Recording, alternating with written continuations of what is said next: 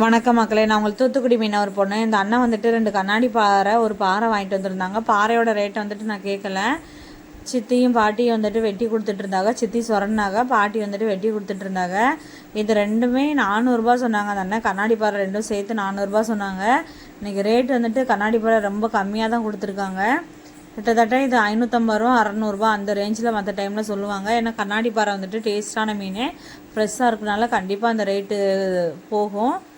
சித்தி வந்துட்டு பாறையை சுரண்டிக்கிட்டு இருந்தாங்க, செவுள் சுரண்டி கொடுத்துட்டு இருந்தாங்க. இன்றைக்கி வந்துட்டு இவங்க போட்டு போகலை, கொட்ராசி சுரண்டி வந்துட்டு சித்தி எல்லோரும் வந்திருந்தாங்க.